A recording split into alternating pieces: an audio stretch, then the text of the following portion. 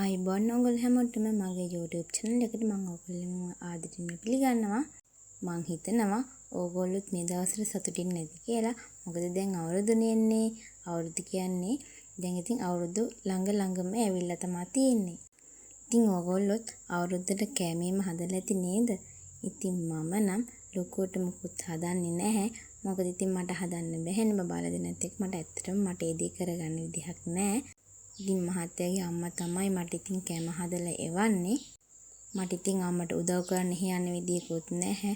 මොකද තාත්තලා සනීප නිසා මට මෙහි ගෙදරට වෙලා ඉන්න වෙලා තමයි තියෙන්නේ. ඒක නිසා අම්මා මේ කෑම හදනවා. මම ඉතින් අපේ ගෙදර පුංචි කෑමක් හදන්න තමයි මේ හදන්නේ. ඉතින් මම දවසේ වැඩ පටන් ගත්තට පස්සේ මුලින්ම කරන්නේ වැවට ගිහිල්ලා මල් ටිකක් කඩන්න ඇවිල්ලා ඒක මල් පෝච්චි වලට දාන එක තමයි මගේ පළවෙනි රාජකාරිය වෙන්නේ.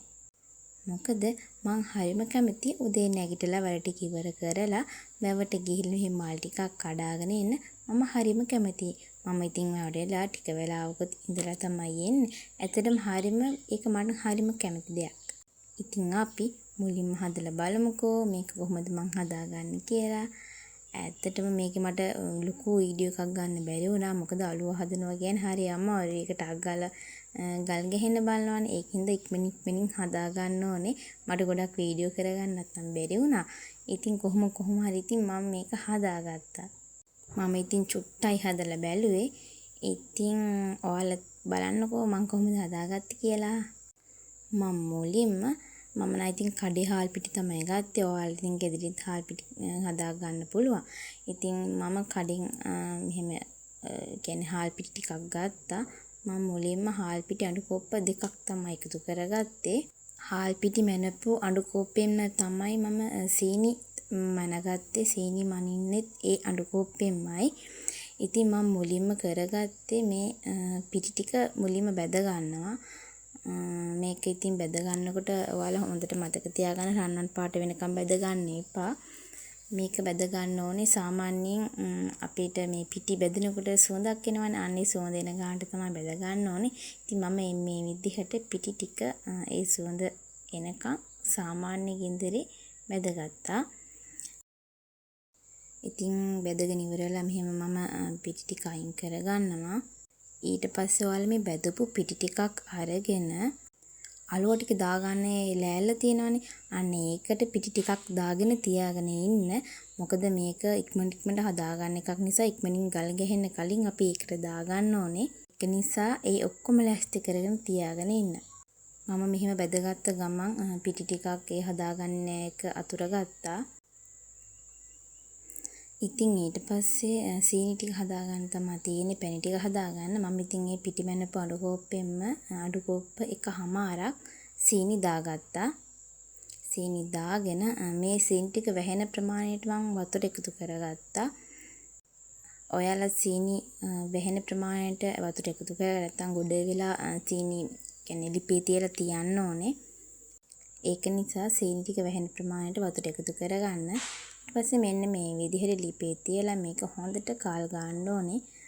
සීනි ටිකේ පදමට පැණි පදමට එනකන් මේක හොඳට කාල් ගා ඉන්න ඕනේ. ඉතින් මේක ටික වෙලාවක් යනවා. ඉතින් වතුර වැඩි වුණොත් ඊට වඩා වැඩි වෙලාවක් යනවා.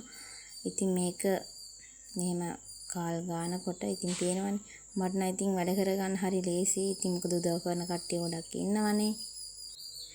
පොඩි පුතාවත් අඬවන්න බැරි නිසා ඒක පැණි ටික හැදෙනකන් එයාවත් වඩාගෙන මම මේ වැඩේ කරගත්තා.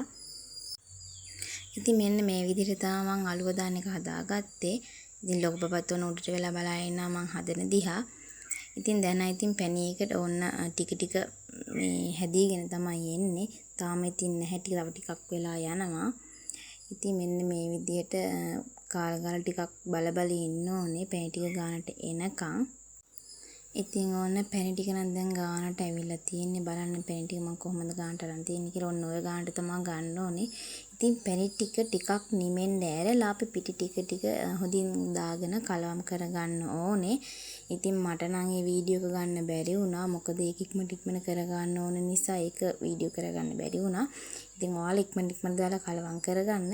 ඉතින් බලන්නකෝ මම අලුව ටික කොහොමද හදාගත්තේ කියලා. මම ඉතින් චුට්ටයි හදාගත්තේ. ඉතින් ඔන්න ඔය විදිහට තමයි මම අලුව හැදුවේ. ඉතින් ඔයාලත් හදලා බලන්නකෝ. ඇත්තටම ගොඩක් රසයි. මේක හයිය නැහැ. ඉක්මනට කැඩෙනවා. ඉතින් ගානට පදමට තියෙනවා. ඉතින් ඔයාලත් මේ විදිහට හදලා බලන්නකෝ. ඉතින් තවත් අලුත් වීඩියෝ එකකින් හම්බ වෙනකන් ඔයාලා හැමෝම පරිස්සමට ඉන්න. ඉතින් ඔයාලටත් අලුත් අවුරුද්ද සුබ වෙන්න කියලා මම මගේ හදවතින්ම ප්‍රාර්ථනා කරනවා. ඉතින් ආයෙමත් දවසක හමු වෙමු. ඔයාලා හැමෝටම බුදු සරණයි. පරිස්සමට ඉන්න.